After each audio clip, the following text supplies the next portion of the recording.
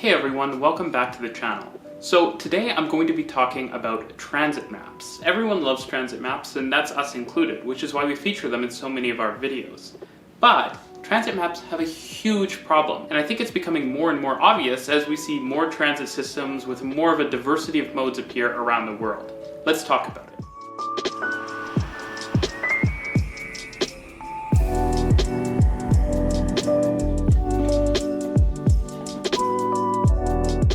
If you're not already, go follow me on Twitter at rmtransit, where I get into my thoughts and get into some small debates here and there. Now, as I mentioned, everyone loves transit maps, so much that there's actually this book that is solely consisting of transit maps. I really recommend it. It's by Mark Ovenden. It's excellent, but seriously, there's just like 100 pages of transit maps in here. There are tons around the world, and their designs are absolutely beautiful, and it's interesting to see how different designers and artists translate a real-world transit network into a diagram or map. Now, the truth is, from the very beginning, with the famous Harry Beck tube map, transit maps have never been about perfectly reflecting reality. Because if you were to perfectly reflect reality, then what would be the point of having a kind of more diagrammatic map like the tube map that's so iconic? By molding reality into a more geometrically attractive and simple transit map or diagram, we kind of simplify the transit network and make it easier for people to understand how they can connect between lines and travel from place to place. Of course though, the tube map is famous for a lot of inaccuracies in it. For example, it distorts certain distances, especially as you travel further from the core of the city, and it makes lines look straighter than they are, and it also misses connections, so sometimes lines and stations which are quite close to each other appear to be farther apart than they actually are. These things are being fixed over time with things like little dotted lines that show you that you can walk between two stations, but it's a major issue, and it's something to consider when you see a transit map. They're not perfect representations of the real world, and that's because if they were, they wouldn't have any use as transit maps. Now, while I do think that these kind of cute little differences that make transit maps just slightly off of the real world are innocent enough and quite fun to point out, there are far more problematic issues between transit maps. If you look at Portland's rail network's transit map, for example, you see a really extensive system, and this makes it seem like a really high quality system where you could get anywhere to anywhere else quite quickly, and looking at it, you'd probably think it's a very well used network. Looking at Toronto's by comparison, you'd think, wow, I can't cover much of the city on the rails, and this system probably doesn't get a lot of use. But the reality is that Toronto's system carries around 10 times more people than Portland's, and it connects to many of the most important destinations in the city. The transit is also arguably of much higher quality and operates much more frequently. But the maps don't show you this, so we need to consider how we can fix that. With Toronto again, we don't have integrated maps, and this is a problem you see in cities around the world, but particularly in North America. Since the subway or metro map is totally disintegrated from the regional map, you can see a separate subway network from the regional rail network. But combining them shows you the true extent of the rail network in the region. Now, to some extent, this disintegration of maps represents the true disintegration of things like service and fares, but on the whole, these disintegrated maps don't show you where you can go. And that's fundamentally the point of a transit map, is it not? Now, to be clear, some new line maps, for example, have started to show go as a connection, but they don't state what line or where you can go from these connection points. This is a kind of minor form of integration, and it still doesn't exist on the primary TTC map. Now, some might argue that adding the regional rail network would confuse people or add too much to the map, but given how sparse Toronto's transit maps are right now, I don't think it would hurt, especially considering that some GO lines, especially pre-pandemic, were operating very frequently.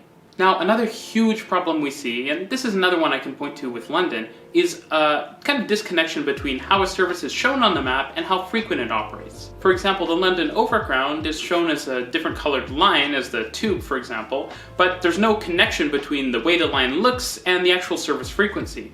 London Overground operates on roughly 5 to 10 minute headways, while London Underground operates as a metro system with frequencies sometimes measured in seconds. The fact that the lines on the map don't necessarily correspond with frequencies of service kind of reduces the usefulness of the map, because say you're traveling between 2 points and you could choose to take the overground or the tube, knowing that the overground is less frequent would be an important thing in deciding how you're going to take your trip.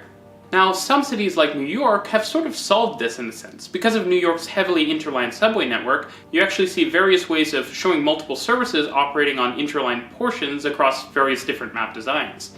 Of course, this still doesn't solve the problem of showing you a sort of cumulative frequency over portions of lines, and it could be even more confusing because you're not sure what patterns different services operate, as they're frequently variable. Another issue is that sometimes it's hard to show high-quality transit on a map because it's not always linear or easily represented. For example, the Eglinton Crosstown in Toronto is an interesting case study in this. I'm not sure how it will appear on the final TTC maps, but the line is really split in two sections. One will be a fast, high-capacity underground line, the other will be a slower tram-style line on the surface. If this line is shown as one consistent line, it's very confusing because the transit experience is not the same from one point to another. Another great example I love in Toronto is the Mississauga Transitway. While the Mississauga Transitway arguably provides a high-quality rapid transit experience on a dedicated busway with no grade crossings, it's not shown on any rapid transit maps because how would you? Many bus lines interline through the transitway, and showing buses on a metro map is kind of sacrilege. That ignores the fact that these buses perform a role that's very much like rapid transit. They travel very quickly, and they're not encumbered by traffic, and they should be quite reliable. But, as I mentioned, not all infrastructure is easily represented on our current transit maps. This is another problem we need to think about solving. Another problem is showing relevant modes based on scale.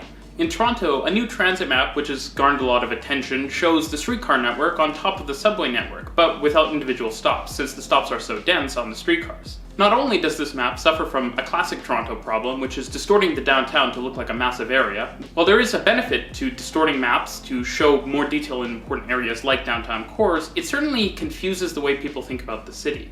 As someone who spent a lot of time walking around Toronto, not just downtown, but along all of the subway lines, it's really interesting to get a perspective of what it's actually like on foot to travel between two stations which look to be spaced about the same distance according to the map, but which could be double or triple the time to travel to in real life. It's also important to think about whether the streetcars are relevant in the rapid transit context.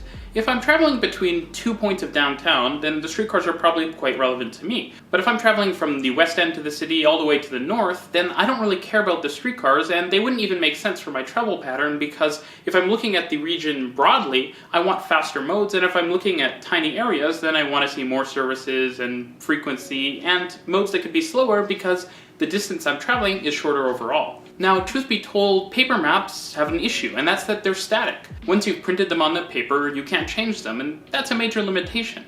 Now, advancing how static maps can work is a super interesting area of research, but one thing I'm super interested in as a computer science graduate and someone who likes technology is how technology can help us solve this issue of understanding transit networks and helping people navigate them. I think for almost a decade it's been clear that the best way to use transit in most cities is just to hop on Google Maps, for example, and type in your destination and your starting point, and the app does a good job of kind of contextualizing your whole trip. But new mapping services, like, for example, New York's live subway map, do incredible things by helping us visualize how a system actually operates. For example, the live subway map actually shows you where trains are based on the schedule, so you can see when a train is approaching a station and where it will be stopping in the future. This type of mapping technology wouldn't be possible without modern technology, but it offers an ability to kind of see below the surface quite literally and get a better idea of how services operate. Apps like Transit App, which I'm a huge fan of by the way, do a really interesting job of integrating various transit modes. They show you what the various lines across various areas are and how you can connect between them. One thing that I think is important to consider is quite literally what I discussed before. When people see a more zoomed out view, they should see regional lines, and as they zoom in, they should see finer grained details. So if I'm looking at a regional context in Toronto, for example, I should see the regional GO lines. When I zoom in slightly more, I should see subways and rapid transit, as they serve as a high quality, medium distance connector. And when I zoom in even more, I should see local bus routes and streetcars. Now that isn't to say we shouldn't see longer distance or shorter distance transit modes on other views, but simply that they should not be the highlight. Thinking about how we can digitally represent transit is a super important thing, but until then it's important to understand the way that maps can misrepresent transit systems. That's why maps mislead.